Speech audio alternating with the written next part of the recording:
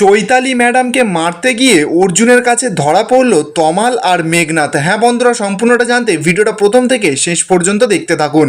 ধারাবাহিকের শুরুতে দেখা যাচ্ছে অর্জুন আর গঙ্গা তো চলে গেছে শিব ঠাকুরের মন্দিরে।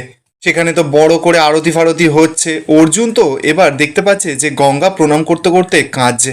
অর্জুন তখন গঙ্গাকে জিজ্ঞাসা করছে যে গঙ্গা কি হলো, তুমি এখানে কাঁদছো কেন? গঙ্গা তখন অর্জুনকে জানাচ্ছে যে স্যার আমি বুঝতে পারছি না যে আমি কি করব। অর্জুন তো গঙ্গাকে জানাচ্ছে যে গঙ্গা তুমি তো তোমার মনের ভেতরে কথা চেপে রাখতে পারো না, তাই তো বলছি যে তোমার মনের ভেতরে এখন কি চলছে তুমি আমাকে বলো। দেখো, সন্তান নিজের পেটের হোক বা অ্যাডপ্টেড, মা তো মাই হয়। গঙ্গা তখন অর্জুনকে বলছে যে স্যার হয়তো আপনার পক্ষে এই কথাটা বলে দেওয়া সহজ, কিন্তু এই যে গঙ্গা, এই বস্তি, এই যে ঠাকুর দেবতা, এই সমস্ত কিছু আজকে আমি কিচ্ছু চিনতে পারছি না। কদিন আগে পর্যন্ত সমস্ত কিছু যেন আমার নিজের ছিল, এখন বারবার করে মনে হচ্ছে যে এই সমস্ত কিছু আমার নয়, সমস্ত কিছু যেন অচেনা। আমি কোথায় জন্মেছিলাম, আমার বাবা মা কে, আর ওরা কেনই বা আমাকে ভাসিয়ে দিল, সেই সমস্ত কিচ্ছু আমি জানি না। ওরা নিশ্চয়ই চেয়েছিল যে আমি মরে যাই, তাই হয়তো একটা ছোট্ট শিশুকে ওরা গঙ্গার জলে ভাসিয়ে দিয়েছিল। এই বলেই তো গঙ্গা খুব কাঁদছে। অর্জুন তো এবার গঙ্গার কাছে গিয়ে গঙ্গাকে বোঝাচ্ছে, বলছে গঙ্গা তুমি আগে থেকে কেন এত কিছু ভেবে নিচ্ছ, আমরা তো কেউ সত্যিটা জানি না। গঙ্গা তখন কাঁদতে কাঁদতে বলছে যে স্যার আমি যে নিজেকে শান্ত করতে পারছি না।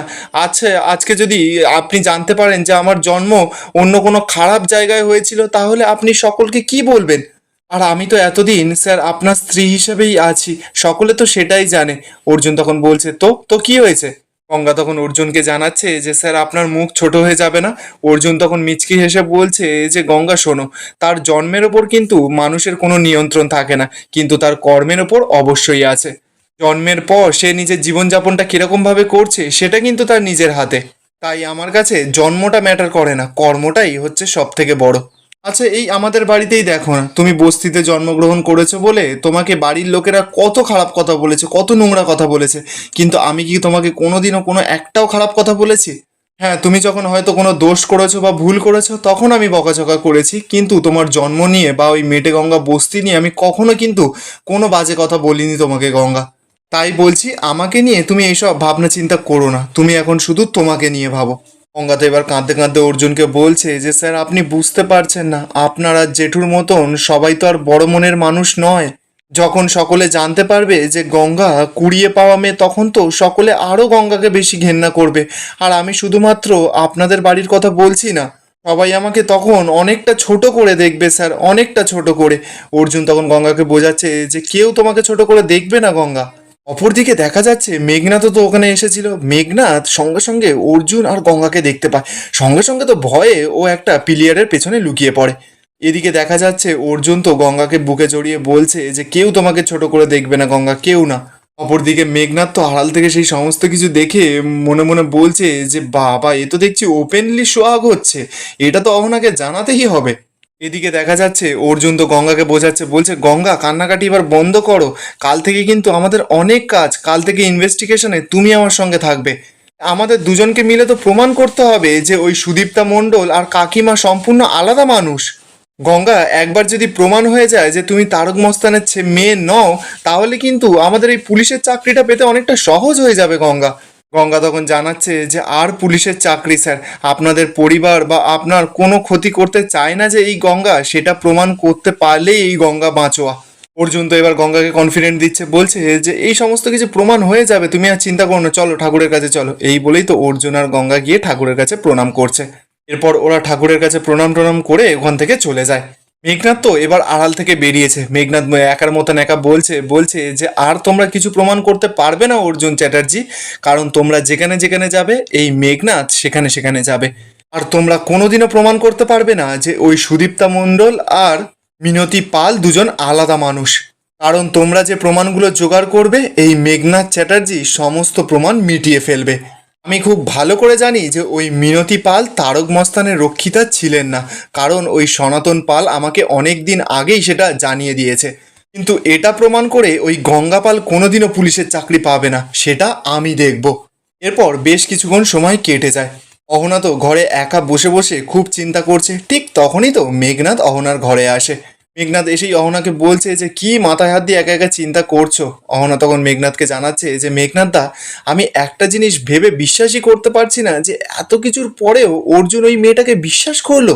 না মানে গঙ্গার মায়ের ওই তারক মস্তানের সঙ্গে ছবিটা দেখার পর যে কেউ বিশ্বাস করতো যে ওর মায়ের সঙ্গে ওই মস্তানের সম্পর্ক ছিল, যেখানে সনাতন পাল নিজে বলছে যে গঙ্গা ওর নিজের মেয়ে নয়, আর ও সংসার থেকে বেরিয়ে যাওয়ার পর ওই মিনতি পাল কি কি করেছে ও নিজেই জানে না। আর এত কিছুর পরেও অর্জুন কি করে বিশ্বাস করলো ওই মেয়েটাকে, গঙ্গাকে? আর ওর মনে কি একবারও গঙ্গার জন্ম পরিচয় নিয়ে প্রশ্ন এলো না? আমি সত্যি এখনো বিশ্বাস করে উঠতে পারছি না যে অর্জুনের এতটা ভরসার জায়গা ওই গঙ্গা পাল কি করে হয়ে উঠলো। মেঘনাথ তো এবার অহনার কাটা ঘায়ে নুনে ছিটে দিচ্ছে, বলছে যে আমি আর কি বলবো। ওই অর্জুন আর গঙ্গা ওর মাকে ছাড়তে গেছিল ওই মেটে গঙ্গার বস্তিতে, ওখানে গিয়ে একটা মন্দিরে, বাপ রে বাপ, তুমি বিশ্বাসই করতে পারবে না কি আদিক্ষেতা। গঙ্গা কাঁদছে, অর্জুন বুকে জড়িয়ে গঙ্গাকে সান্ত্বনা দিচ্ছে, মানে সেসব সিন একেবারে দেখার মতো না। আমি না ওখান থেকে এই সমস্ত কিছু দেখে তোমার কাছে ছুটে এলাম তোমাকে জানাবো বলে। অহনা তখন রেগে মেগে বলছে যে এগুলো কি ওপেনলি হচ্ছে? মেঘনাথ তখন জানাচ্ছে যে হ্যাঁ এগুলো তো ওপেনলি হচ্ছে। অহনা তো এবার খুব রেগে যায়, মেঘনাথকে বলছে যে মেঘনাথ দা, আমার না গাটা জাস্ট জ্বলে যাচ্ছে, আমরা এত কিছুর পরেও কিচ্ছু করতে পারলাম না, তোমার সমস্ত প্ল্যান ফেল করে গেল। মেঘনাথ তো এবার অহনাকে বোঝাচ্ছে, বলছে উফ, এত তাড়াতাড়ি হাল ছাড়লে কি করে হবে বলো তো? আচ্ছা, অর্জুন যদি একসময় প্রমাণই না পায় যে মিনতি পাল আর ওই মেয়েটা আলাদা লোক, তাহলে আর কদিন বা গঙ্গার ওপর ভরসা রাখবে তুমি বলো তো? একদিন না একদিন হয়তো ওর মনে তো প্রশ্ন জাগবেই যে মিনতি পাল হয়তো মিথ্যে কথা বলছে। তখন তো ওর মনে বিশ্বাস হতে শুরু করবে যে গঙ্গা ওই মস্তানটারই মেয়ে। আর কতদিন ওই মস্তানটার মেয়ে জেনে ওই গঙ্গাকে রেসপেক্ট করবে, ভরসা করবে বলো তো? আর অর্জুন যে ধরনের কাজ করে, মানে ওর ডিপার্টমেন্টে ওই ধরনের ক্রিমিনাল অ্যাফেন্স থাকলে তো ওর জন্য খুব একটা ভালো হবে না, কারণ ওর স্ত্রী একজন ক্রিমিনালের মেয়ে। তুমি একদম চিন্তা করো না, আমি অর্জুনকে প্রমাণ পেতে দেব না যে সুদীপ্তা পাল আর ওই মিনতি আলাদা লোক। তারপর দেখবে অর্জুন বিশ্বাস করতে শুরু করে দেবে যে গঙ্গা আসলে তারক মস্তানেরই মেয়ে। অর্জুন শেষ পর্যন্ত বিশ্বাস করতে বাধ্য হবে যে মিনতি পাল আর ওই মস্তানের মধ্যে একটা গাঢ় সম্পর্ক ছিল, আর তারই ফসল হলো আমাদের গঙ্গা। অপরদিকে দেখা যাচ্ছে গঙ্গা আর অর্জুন তো চলে গেছে আড়াইদিঘি। আড়াইদিঘি মানে হচ্ছে মিনতি পালের বাপের বাড়ি। অর্জুন এবার গাড়ি থেকে নেমেই গঙ্গাকে বলছে যে এটা হচ্ছে আড়াইদিঘি, এখানে কাকিমার বাপের বাড়ি, কিন্তু কাকিমার বাবা এখনো বেঁচে নেই ঠিকই, কিন্তু কাকিমার বাবার এক বন্ধু এখানে থাকে, এখনো অবধি তিনি বেঁচে আছেন। এখন তার মানে ওনার খোঁজই করতে হবে। গঙ্গা তখন জানাচ্ছে যে স্যার, উনি যে বেঁচে আছেন তার কি কোনো প্রমাণ আছে? অর্জুন তখন গঙ্গাকে বলছে যে না, প্রমাণ তো নেই, কিন্তু কাকিমা জানিয়েছেন যে বছর পাঁচেক আগে নাকি উনি কোন একটা মন্দিরে এসেছিলেন এখানে, এখানে কিন্তু ওই ওনার বন্ধু রতন নস্করকে উনি দেখেছিলেন। দেখা যাক, কোথাও না কোথাও থেকে তো ইনভেস্টিগেশনটা শুরু করতেই হবে। দাঁড়াও, সত্যি আমি একটু খোঁজ খবর লাগিয়ে নি, দাঁড়াও গঙ্গা এখানে তুমি। এই বলেই তো অর্জুন কাকে যেন ফোন করা শুরু করে দিয়েছে। গঙ্গা তো এবার অর্জুনের দিকে তাকিয়ে মনে মনে বলছে যে সত্যি এই মানুষটা আমার জীবনে দেবদূতের মতন এসেছে। কে বিশ্বাস করতো এই গঙ্গা আর তার মাকে? সকলেই তো মেনে নিত যে আমি তারক মস্তানের মেয়ে। এরকম সব প্রমাণ এসেছিল পুলিশ থেকে, আর একমাত্র স্যার বলেই আজকে এটা সম্ভব হলো। তাই এই মানুষটাকে তুমি সারা জীবন রক্ষা করো বাবা গঙ্গেশ্বর, রক্ষা করো। আর এখানেই আজকের এপিসোডটা শেষ হয়ে যায়। আপনাদের কি মনে হচ্ছে, গঙ্গা আর অর্জুন গিয়ে কি ওখান থেকে কোনো প্রমাণ জোগাড় করতে পারবে, নাকি মেঘনাথের ষড়যন্ত্রে ওরা হার মানবে? কমেন্টে আপনাদের মতামতটা অবশ্যই জানাবেন।